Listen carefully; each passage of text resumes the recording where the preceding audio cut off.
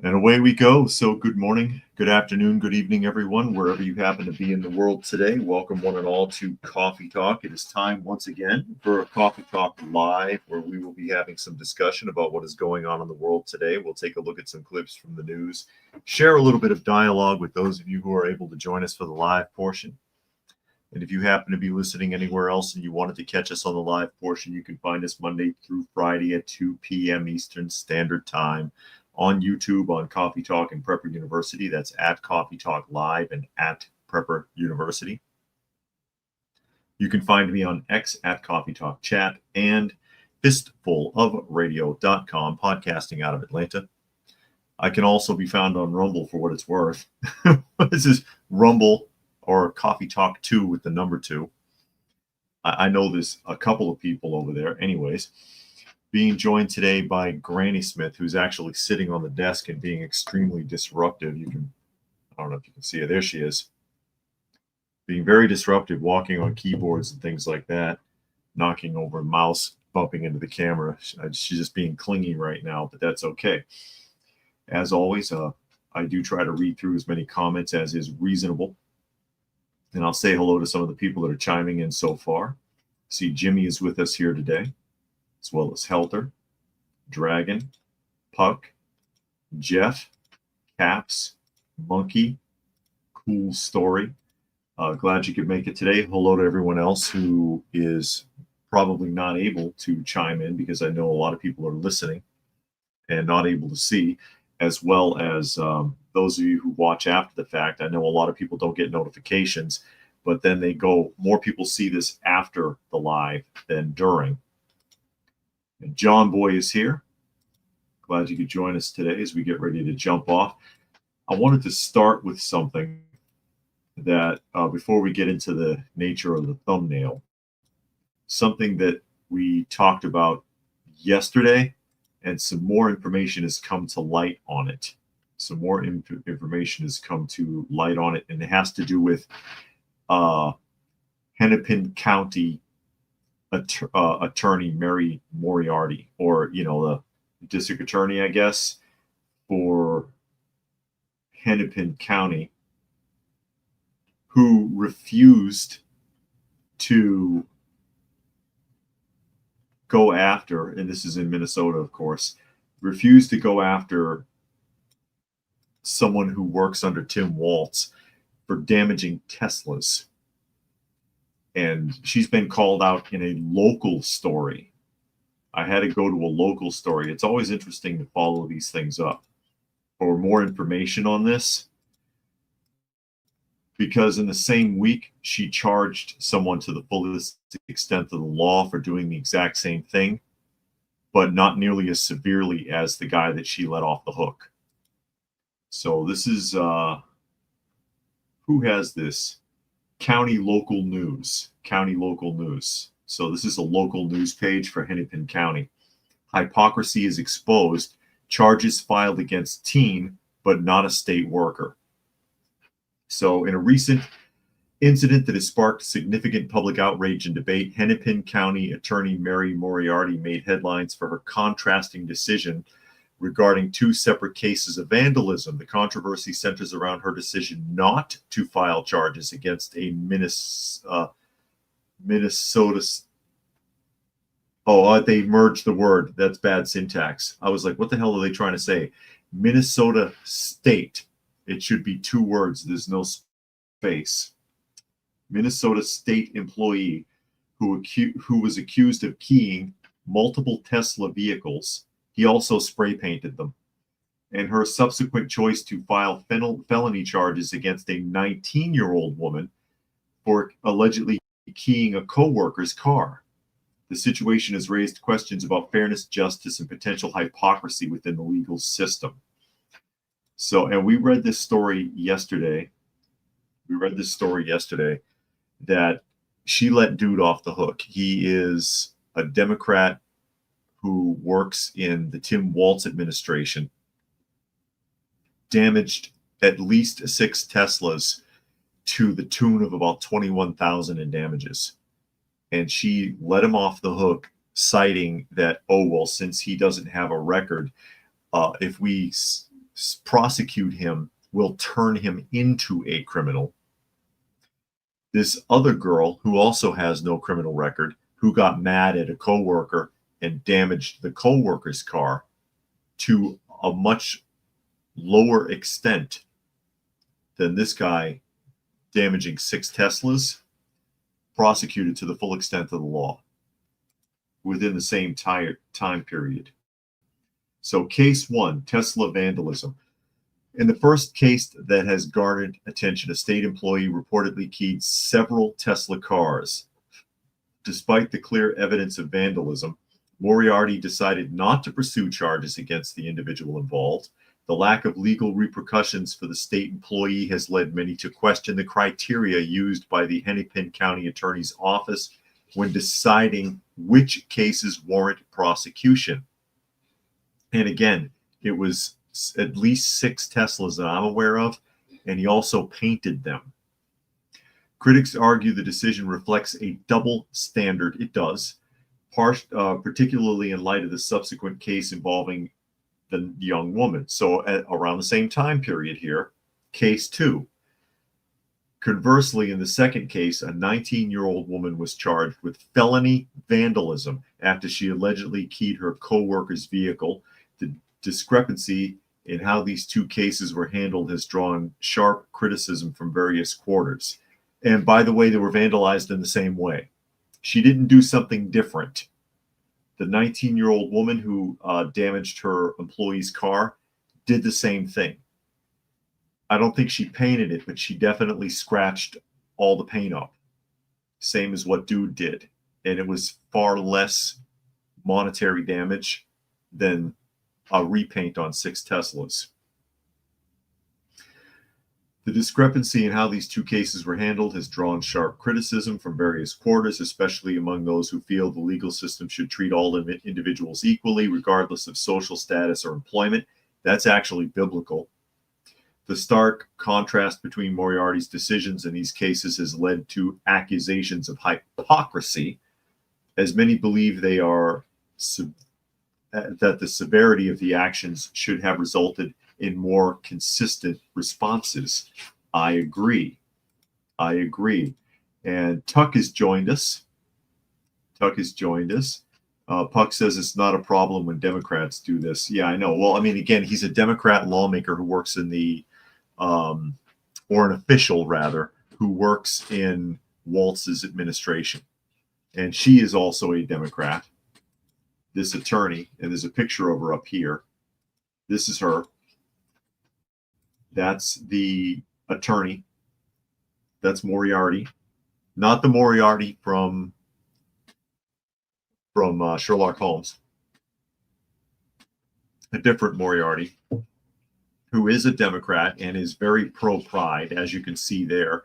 I mean, she is married to a woman. So, yeah, that all fits. I mean, obviously, there's a double standard. That very clearly is a double standard. 2 similar crimes with 2 similar attributes, that being neither of them have a criminal history.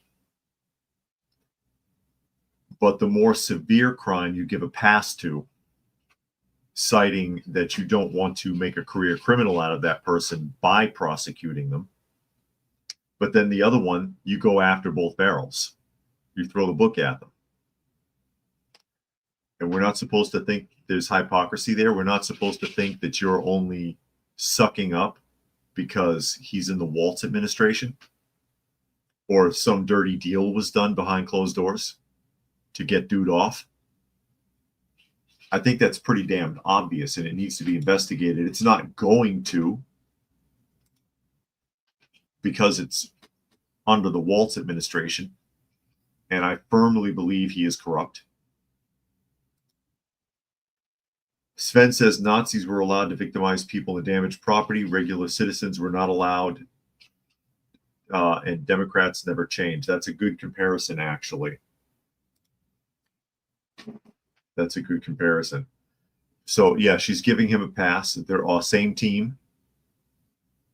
Same team. That's definite hypocrisy. And look where I had to go to find this. This is a local news story from Hennepin County. Why is it that, I mean, even the article I read yesterday didn't talk about this. That's clear hypocrisy. That's a clear double standard. Clear double standard. There's Marvel fan joining us. Glad you could make it today. Yeah, John boy, rules for thee, not for me. Basically, do as I say, not as I do, right? What kind of message is she sending? Vote Democrat, or we'll find you. Or we'll find you. But I just wanted to touch on that, to emphasize on the story that we read yesterday, which was already disturbing enough without this information. And again, why isn't that part of the national story? I got to go find it locally. Nature Nerd said China stops buying U.S. pork.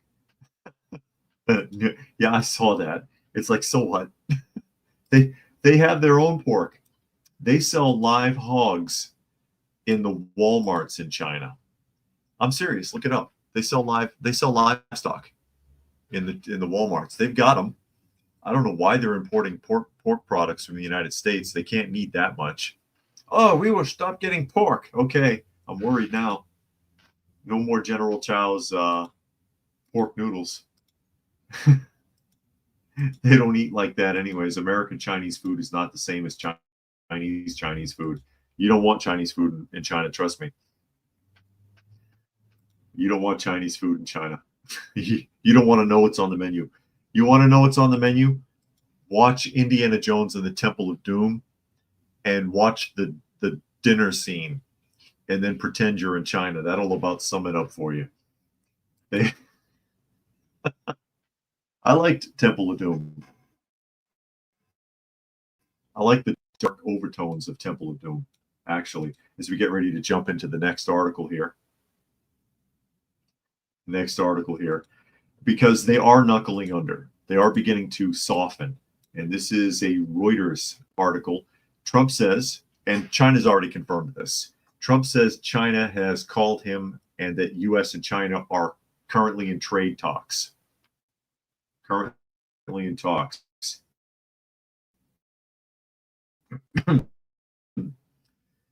So let me make sure that's going to hold still. There's not much in this article. U.S. President Donald Trump, hold still, said his administration is talking with China to a deal. As I called him, according to a magazine interview published on Friday, that's today, as Beijing continues to dispute U.S. characterization of talks. And then that's all they say. That's pretty useless. But apparently China has confirmed it. China also says that a lot of what the United States has been saying, or the West has been saying, is propaganda. But I mean, that's like the pot calling the kettle black, as it were, because tell me that China doesn't flood everything with propaganda, especially in their own country. Every government does that. I tell you, you accuse me of propaganda. You tell me that I'm doing propaganda. Who cares? You're all doing it. You're all exaggerating. You're all equivocating. What's the difference? What is the difference? And there's D'Lo joining us today. And Tuck says, who doesn't like freshly hatched baby pythons? I know, or monkey brains. Oh, chilled monkey brains. My favorite. Marvel says, I hope Chai makes a good deal with Trump so this mess is over with. It'd be nice to get a big win. We're looking at it. And we talked about this the other day because he really does have China by the coconuts. And what people are forgetting while they're condemning Trump for this whole tariff thing is that he did this the first time he was president and won. He got over. He got over with this. And the reason being that China really only has two choices.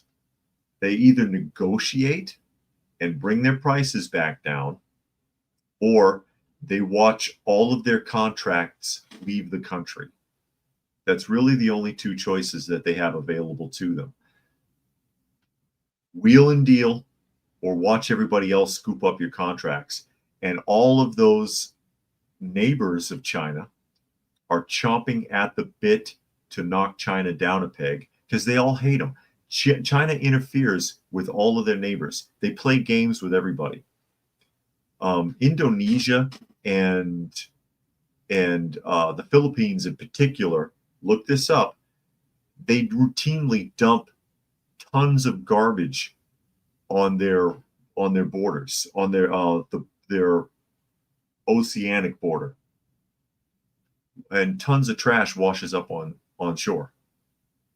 They do that on purpose to interfere with them. They constantly threaten in Taiwan, constantly threatening Japan, constantly making naval passes in Indonesia, and they terrorize all their neighbors all the time. They would love to take some of China's business just to rub it in their face. Are you kidding me? Anybody will open up a factory. Hey, we'll do it cheaper just to snub China. Again, Indonesia, Bangladesh, Singapore, Vietnam, Korea, name it. South Korea. They would love to take that money. They would love to. Secondly, China is more dependent on us than anybody would realize at first. And we talked about that at length about an article I read earlier in the week, that there's the LNG, or liquefied natural gas. We're really the only country on the planet that produces it. It's made right here in American oil refineries and other refineries, gas refineries, liquefied natural gas. And China needs it because it's crucial in plastic production. And the last time that Trump was president, he cut them off to force them to negotiate with trade agreements. 400 days, they couldn't get it. And when they got to the point where their reserves were used up, they came crawling back and said, okay, boss, anything you want. You win. You win. I think of that one scene. If you've ever seen, what is the name of it, with Leslie Nielsen. It's a Leslie Nielsen film. And I'm trying to remember the name of it. Where he was a burn victim, and it's an action film. It's a 90s film, classic 90s film, where there's a scene where he's impersonating the boss. He can put on these masks that look like other people, and he's impersonating the boss.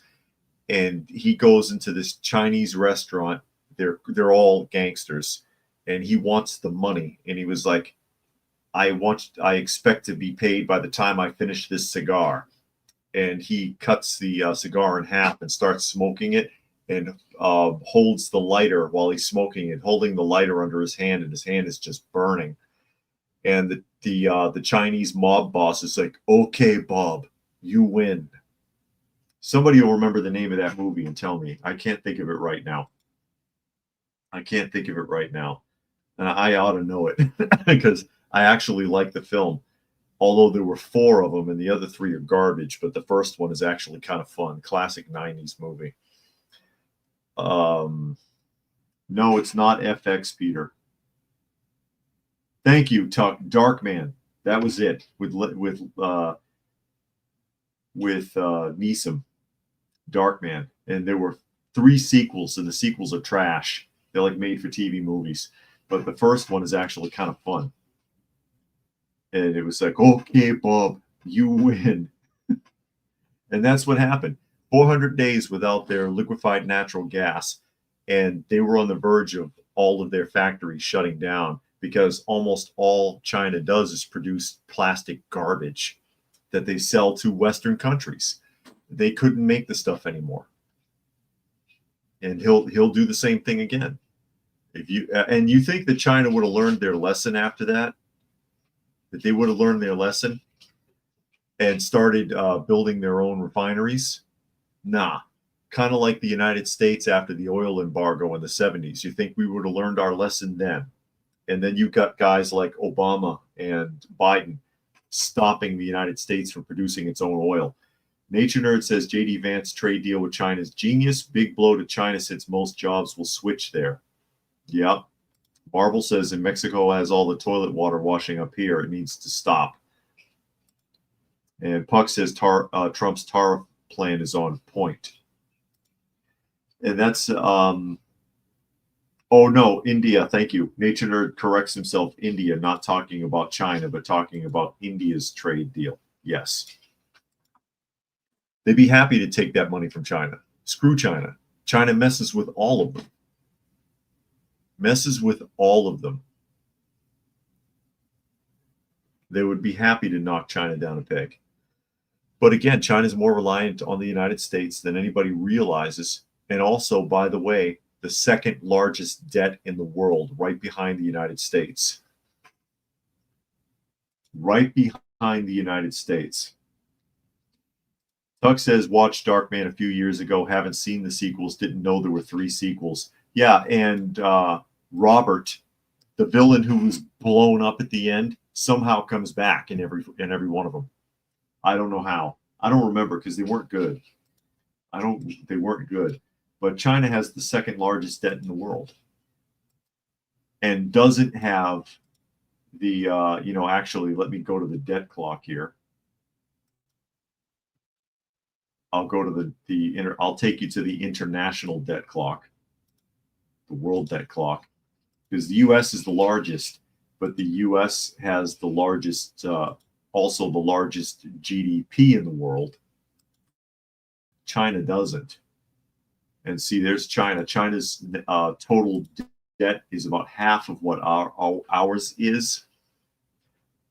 But their gross domestic product is also nearly half of what ours is. And if that was cut off, they would go bankrupt.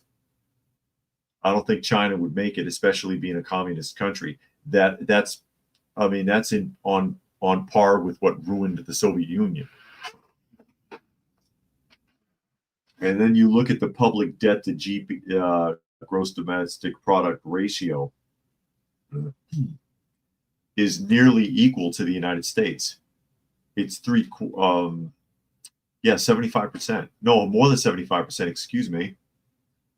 85.47. I was looking at the wrong one. 85.47% leaning on the Chinese people there. It's a lot. So their GDP, ours can't keep up either, but theirs is more reliant on the industry. So if they were cut off, if the United States just said, you're not getting any more liquefied natural gas ever, within 2 years, China would go completely bankrupt because their reserves would run out and they wouldn't be able to manufacture anything else. That would ruin them completely. Nature Nerd suggests India has the same population as China. Close. They're real close. So they're a perfect replacement in the next few decades. And we've always had a much better relations with India anyways than we have with China. China has always been rocky. Tuck says there are millions of villains. Fictional villains should stay dead if made dead. That's just lazy writing. Yeah, they kept bringing Robert back. I think is Robert, right? Robert Durant is the name of the villain in that, and they kept resurrecting him. He was blown to bits. He blew up real good. Puck says China can ill afford the U.S. not buying products. That's how lopsided the trade is, and Trump knows it. That's why he's doing this. And people don't understand it. Most people don't understand how all that works. They don't understand economy at all. And I'm not an expert, and I can figure it out. All you have to do is do the research. It's not that hard. The media acts like they don't understand. They do. And politicians act like they don't understand. They do. Peter says China is hybrid communist. What could be worse?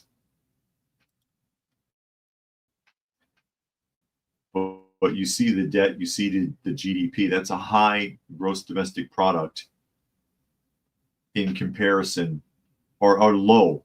It's a low domestic product when you factor what are they at, about 1.5 billion population? Yeah, 1,427,591,000 people. Population chart is right here.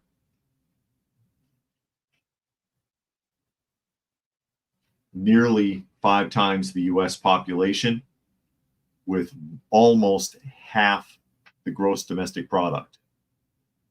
That's really not efficient. That's really not efficient. Nature Nerd says it's easier to trade with India than China because they speak English. That's true. And there is no language barrier if you're a businessman, less top-down government control of the economy. Yeah, they do all speak English by default because of their interaction with the British government. Their interaction with the British government, whereby during the British occupation, they were required to speak English for anything legal. So if you went to court, went to the police station, anything like that, you had to know English. So now they all speak 2 languages. Some speak it better than others, but yeah, everybody in India, with a rare exception, speaks English. That is true. That is true. But there you are. And again, and in response to the troll there, this has already been done. Trump cut off liquefied natural gas in his first term. China couldn't get it for 400 days. Their reserves ran out. They couldn't buy it anywhere else. We're the only country that manufactures it. And they came crawling back and took whatever deal Trump had at the time. That's how he got them under the gun in his first term. He's just doing the same thing again. You can find that very easily if you take the time to look it up. Turn off the porn and actually research some of this. I'm not just talking off the top. I do talk off the top of my head, but I do actually look for all of this stuff before I talk.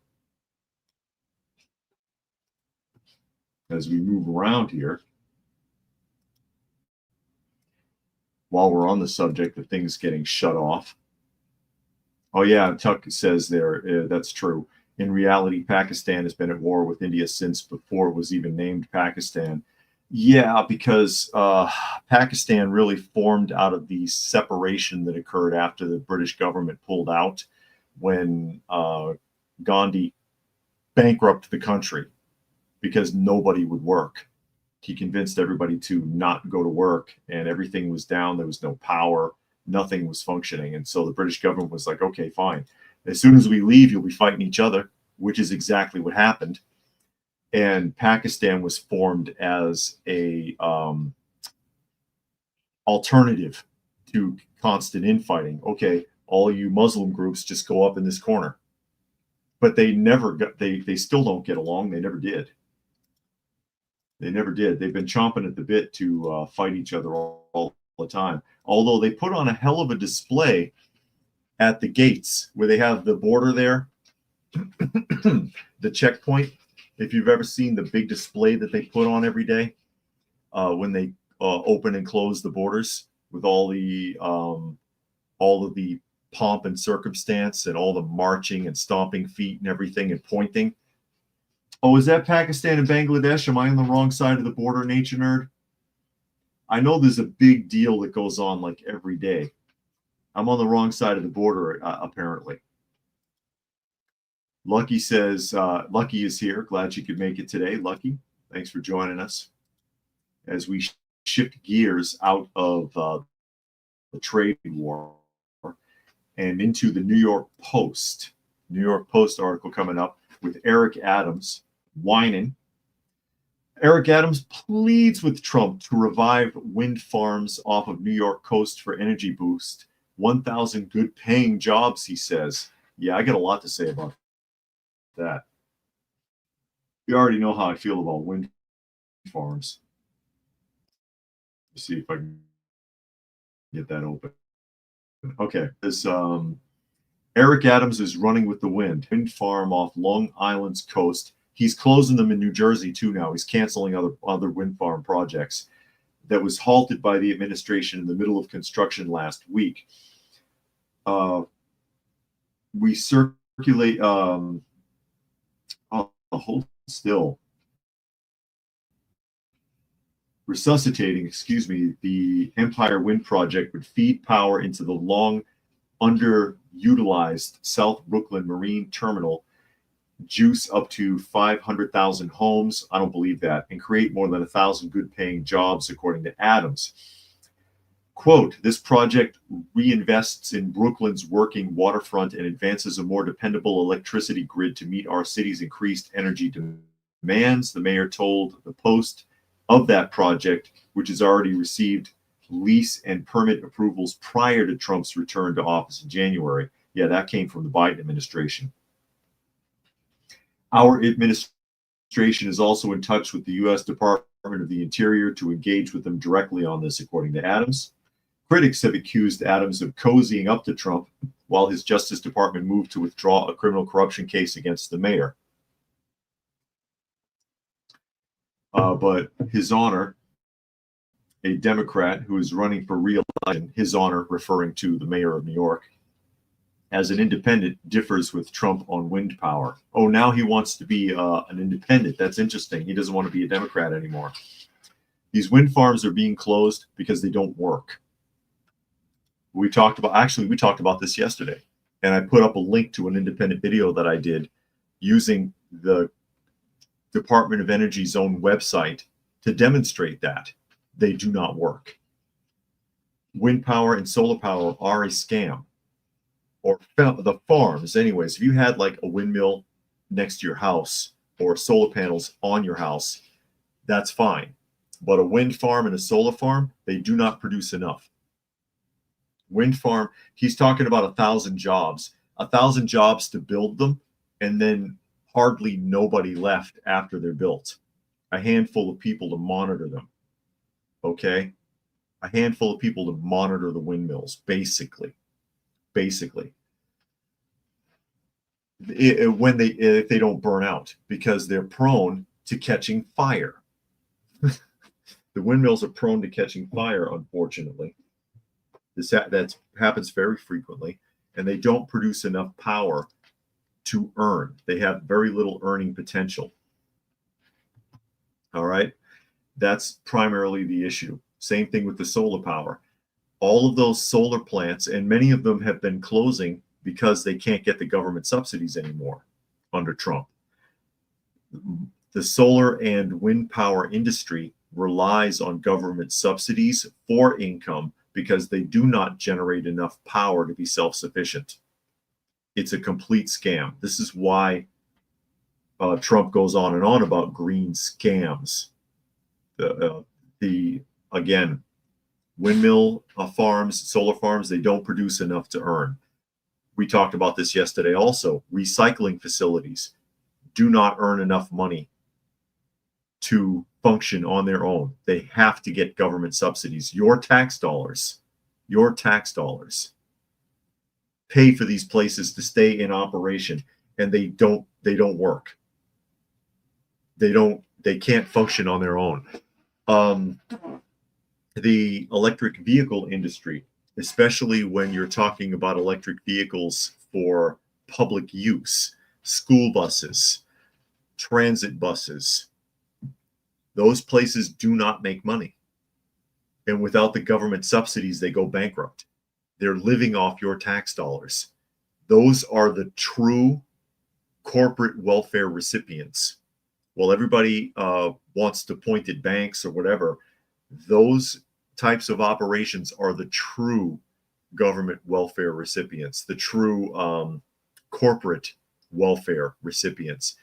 And again, like with recycling, where upwards of 95% of the plastic that goes into plastic recycling plants end up in landfills because they can't be recycled. They've been living off of government grants for damn near 50 years. longer than 50 years. Tuck says the jobs are almost all going to be temporary. Yeah, there you go. They count every job, including construction workers and projected businesses who those workers do or work with, like local restaurants. Peter says transmission loss is great for them. Windmills. Fluke Man has joined us. Glad you could make it. Have you missed the China-U.S. trade war? Yes, you did. We just finished talking about that a couple of minutes ago.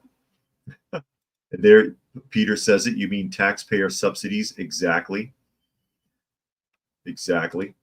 Tuck says a couple of wind turbine workers died when the nacelle they were working on caught fire. It's a common problem. It's a common problem. Nature Nerd, his cousin tried to put a windmill in his backyard in a leftist state. The state and city regulations wouldn't allow him. And even in the state of Georgia, and I've talked about this before, because we looked into getting solar panels for the house, they have to be grid accessible with a permit from the power company. If they're not connected to the power company, they're not legal. They'll make you remove them. They'll make you remove them. And you still have to pay a stipend to the power company every month. I think it's a minimum of $30. So even if you're not getting an ounce of juice from the power company, you still got to pay them $30 on your electric bill every month. I think it's 30. If my wife is here, she could tell you the exact number, because she's the one that pulled that up from the state. Puck says we need to do something about the garbage. We can't keep sweeping it under the rug or dumping it in oceans. And H12 has joined us. Glad you could make it today, H12. But there goes Adams begging Trump to rekindle those programs. And for those of you who are watching, you remember I put the links to those independent videos in the comment section yesterday, so that you could see that for yourself. Again, I use the government's own databases, the Department of Energy's database for the windmill and solar panel information, and the Environmental Protection Agency's own website for the information on recycling. And it is a huge scam. It is a huge scam. They live completely. Come here, darling. Hi. They live completely off government subsidies. That is your true corporate welfare. Recycling facilities, windmill farms, solar farms, and industrial electric vehicles. Electric vehicles that are for city, state, county, and government use, i.e. school buses, transit buses, trucks that are used by government authorities, like if the water department's using electric trucks or whatever. None of those companies earn money. They don't earn enough to sustain their operation, and they function almost entirely off government subsidies, sometimes as much as 80% or more of their income. And that's your tax dollars for a system that doesn't work, for a system that just obviously does not work properly. They produce windmills and solar farms produce almost no power. They contribute almost nothing to the grid. I think the solar industry is almost 1,000, if I remember correctly, because I looked it up. I don't know if I can show the images here. I think I got it saved. But I don't know if I could cascade it on another day. Yeah, I've got it saved, but I don't think I can show it because it'll only share with web pages. But I can read it off for you. As of the time that I had pulled up the EPA information, gas-powered electric plants, there are 1,793 producing 34% of the grid. Coal, 400 coal plants, which Trump is going to open more or reopen. 400 coal plants generating 30% of the grid. 61 nuclear plants producing 20% of the grid. So that's the most efficient because there's only 61 of them. 1,444 hydroelectric plants producing 7%. That is not efficient. 1,000 wind farms producing 6%, and 1,721 solar farms producing 1% or less. And that's from the EPA's website. That's from the EPA's own website. So, I mean, that's failure. That's a failure system, wasting your tax dollars. Nature Nerd wants to know why you can't collect water in half the states. I had done a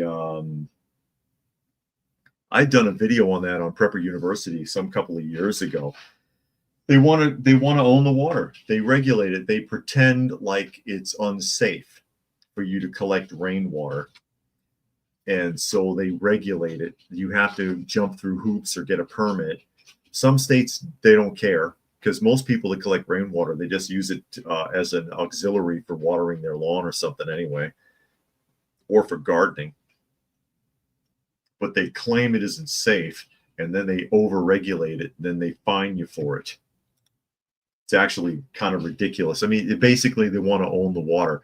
If you are getting water, because most counties operate and regulate their own water sources.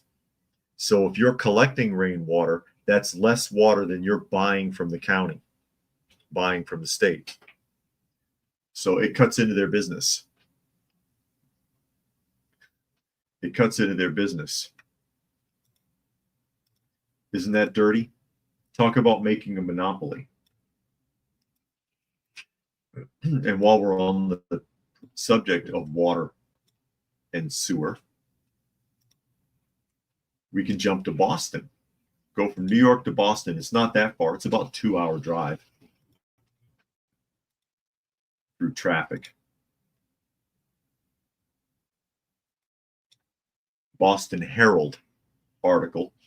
Boston Water and Sewer Commission parts ways with its $200,000 HR director amid civil fraud allegations. There she is.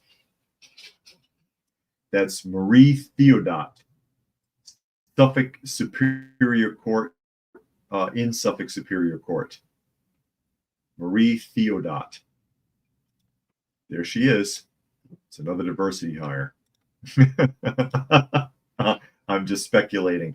Boston Water and Sewer Commission's embattled human resources director, embroiled in several city lawsuits that include fraud allegations and investigated on 3 separate occasions by the quasi-public agency, is now out of a job.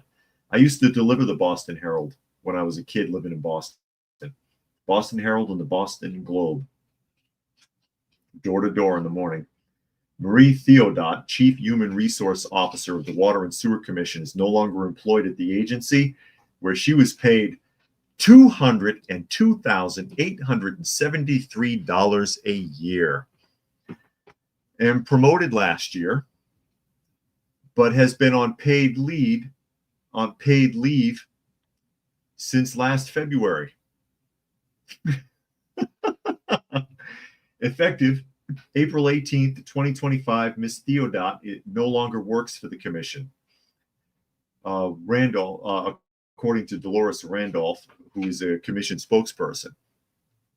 Randolph declined to comment on the reasons behind the departure. I'll tell you why. It's because she's not doing the job. She's been on paid leave for more than a year. This woman is collecting $202,000 a year and hasn't been to work or done her job even from home since last February.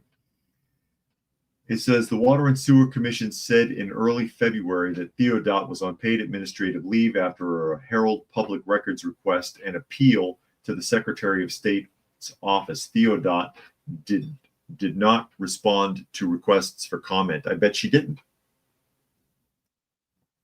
The Water and Sewer Commission held an 8 a.m. executive session only meeting last Thursday to discuss litigation and legal advice.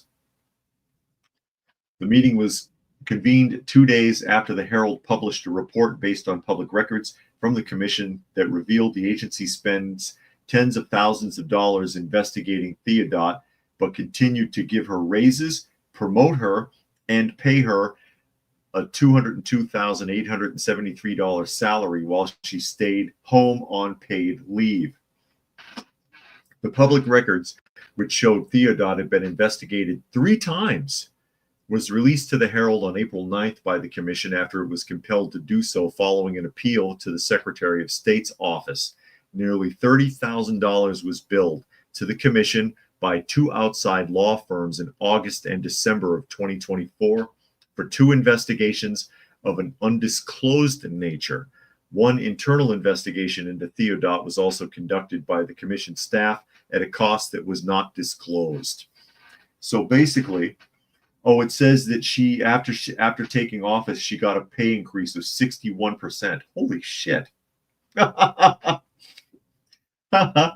She's tied with 5 other department chiefs as the 6th highest paid employee in the commission. Good Lord. Good Lord. So basically, they investigated this woman 3 times, wasted, they've been billed over $30,000 from law firms conducting an investigation into Theodot. She's been on paid leave since last February, so 14 months she's been on sabbatical, sitting at home, reading, I don't know, playing around on the computer, doing God knows what, wasting time, not doing her job at all. But you don't decide to do anything about it until the Boston Herald exposes you in their paper. And then suddenly, 2 days later, you vote to terminate her employment. Tuck says quasi-public agency. What the hell is that? It means they don't always have to tell you what they're doing. In a nutshell. Yeah, Armand says collect $212,000 a year and pass go. What a life. I know. And Tuck notice the looks that kill here. The eye daggers, he says. That's right. I'll put that up from all people. That just kills me. And I love how they pretend to fight corruption. You weren't going to do a damn thing. Even after you wasted taxpayer money investigating this woman, you knew she wasn't coming to work. You knew she wasn't doing her job. You're paying her, hell, you may as well just pay her $250,000 a year. You gave her a 61% raise.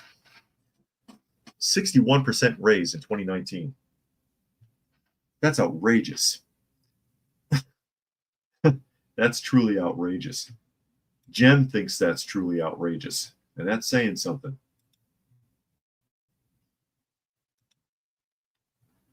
And it's not until you're exposed in the local newspaper, Boston Herald, that you decide to have a meeting, closed door meeting, and decide to fire her. Nature Nerd said, how did a woman get to become the boss's highest paid person that works in the sewers? She never set foot in a sewer. She doesn't know anything about that kind of work, I'm sure. I'm positive she doesn't. I'm sure that's a diversity hire. That's why she, when she took that position, got a 61% raise, as they pointed out. That's outrageous, tying her for number 6 in the city for highest gross pay. Tying her for 5 other people that make around that much. City officials that are getting paid twice what they're worth. Easily. Just so they can say that, oh, well, we're diverse because there's a black woman in charge of water and sewage. Probably doesn't know how the spigot on the outside of her house works to water the lawn. Brian has joined us. You're late, Brian. Late to the party. Late for the hypocrisy. And I've seen that in management. People have no freaking clue. They don't know how shit works at all. We had that in Frito-Lay. Although, at least the one guy admitted it. Everybody liked Brian. Not you, Brian. Another Brian. Not that no one likes you, but you know what I mean. The manager I was just now thinking of, and your name probably triggered it, was Brian. When I worked at Frito-Lay, the people that were in charge of us working on the floor, I was a skilled processor, basically a kitchen foreman, but I was not a management. I was not in management. I wasn't a manager. Brian was over us in that area of the kitchen, okay, the corn department. So all of the skilled processors fell under Brian. But he was the only one that admitted, I don't know what the hell you guys do. Because that's what he would say. It was like if something went wrong with the line and I'd have to report it, hey, yeah, I'm down temporarily because I've got to fix whatever. And Brian was like, yeah, I don't know what you guys do. Just, let me know when you're back running. But while the other managers pretended like they knew what was going on. And it basically ended up interfering with things because they want to get in everything. It's like, no, get the hell out of here. You don't know what the hell your job is. and they don't. They don't know. They don't know what the hell they're doing. Peter said she still sends men to do the dirty work. Yeah, there are no female sewer workers. There are no female sewer workers. I love how, you see it all over television, in the movies, even in commercials. There's a commercial out there right now. I forget what it's for, some technical college, I think. And they have these women plumbers in the commercial. And I'm like, honestly, tell me, have you ever seen a woman plumber in your life? Ever? You ever seen a female plumber, female carpenter? Anything like that? Roofer? You ever? I've seen a couple of times a woman on a landscaping crew, and it's usually a family business, right? You can tell they're all together. And she usually just runs the lawn, the ride-on mower. I've never seen a woman on a landscaping crew digging trenches or planting trees. Someone tell me. John says he has seen a female plumber. Interesting. I've never seen one. That's why I threw that out there. No, Armored, that doesn't count. Did she fix his pipes? I'll put that comment up. I don't think that counts.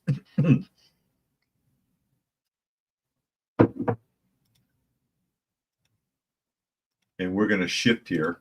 Where are we going to? I forget where this is. I forget where this is, but it's a Fox News article. It says Democrat mayor fed up with homeless crisis, proposing jailing vagrants who refuse housing. Okay. So Democrat mayor fed up with the way homelessness has proliferated in his state has proposed a bold new solution for his city, jailing homeless people who refuse housing services 3 times. So I think this is in California. I wish they would say, quote, there's an extremely vulnerable subset of folks who refuse those options, no matter how nicely designed they are. San Jose, oh yeah, there you go. San Jose Mayor Matt Mahan told Fox News Digital. That speaks to me about a persistent challenge we face with addiction and mental illness in our streets, and we've sort of built a system that biases towards helping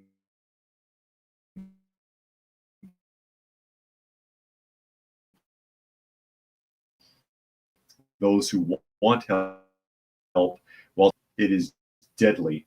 We're sentencing people to die on the streets. It says, comes as California Governor Newsom placed the onus on local governments last year to get homeless encampments in some of the state's most populous cities cleaned up. In San Jose alone, roughly 6,000 people are homeless, a stark contrast to the city's image as the heart of Silicon Valley's tech boom. You know what's interesting about that?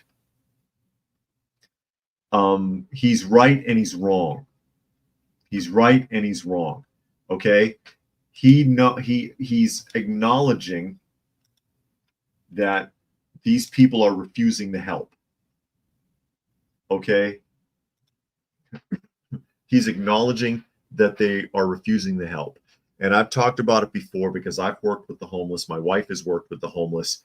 The majority of them, they don't want your damn help. They'll take a handout from you. They'll take a meal. They'll take some cash. They'll take a free coat. But they don't want you to move them, put them anywhere, tell them what to do, clean them up, nothing. They don't want a bath. They don't want a roof over their head. They will flat out refuse. There's the media and activists and celebrities and politicians and most people believe that that homeless people are all these poor down on your luck people that just need a leg up. That's a very small minority of that group. You've got the people that are just straight up homeless, something bad happened to them. Then you got addicts. Then you got people that are mentally ill. Then you got people that are hiding from the law or something else. And then you got people that are out there because they like it. There's nothing wrong with them. They just don't want to be part of society. So they're out there on purpose. On purpose. They like it. That's their lifestyle choice. And all except for the very first group, those other four groups, which make up like 85% of homeless people, they don't want your damn help. So you tell them, go to the shelter, get washed up, and get a room, and they're like, no, screw you. Give me a sandwich. That's what it boils down to. So that much is true, but he's not telling you why it's true. Okay? But then his solution is to throw them in jail. All right, throw them in jail like they haven't been there 50 times. And let the taxpayer pay for that. And then when you release them from jail, guess where they're going to go? Right back where you found them. Because if you take them out of jail and put them in a shelter or in a program, they might hang around for a few days, but they're going to blow it off sooner or later. They're going to take off because that's not what they want. You can't fix everybody. That's part of the problem, unless you're going to force them.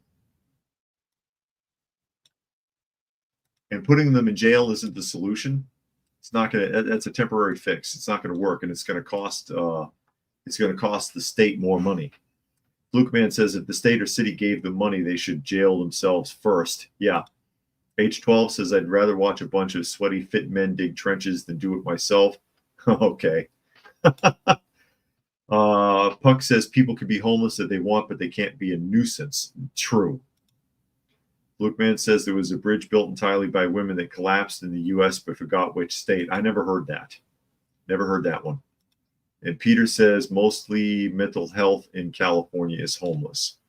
Wouldn't surprise me. And also, even if you didn't start out with mental health issues, if you're an addict, you're going to develop them. Because those addictions that can permanently damage your brain over time. But yeah, he's at least admitting that these people aren't accepting help. That's part of the problem. Jailing them, that's not the answer. Honestly, they need to be permanently put somewhere. There used to be institutions for stuff like that. But those were done away with in the late 80s and early 90s, as we well know. You were mentally ill, we can lock you up for life. To keep you from being a nuisance and to keep you from, it's cheaper to keep you in a state-run facility like that than to deal with everything else. Oh, but that's taking away their rights. Well, you're taking away their rights by putting them in jail for being homeless. 6 of one and half a dozen by the other. Tuck suggests that bridge was in Miami. Yeah, I don't think I ever heard that. But hey, here's your debt clock, or the U.S. debt clock, and projected Doge savings is currently at $358 billion, and it looks like it'll hit 359, maybe 360 by this evening. So there you go. Yeah, Puck, send them to El Salvador. I don't think El Salvador wants the homeless people. That's different. Shame on you, Lucky. Shame on you. $20, huh? Is that the going rate? Anyways, with that, we are at the top of the hour. So I will go ahead and start signing off. Again, you are listening to and or watching Coffee Talk, and you can find the live portion Monday through Friday at 2 p.m. Eastern Standard Time on YouTube on Coffee Talk and Prepper University. You can find me on X at Coffee Talk Chat. You can find me on fistfulofradio.com. Podcasting out of Atlanta. So thank you, everybody, for joining us here today. As always, hope you got something out of the conversation, and we will catch you again on Monday.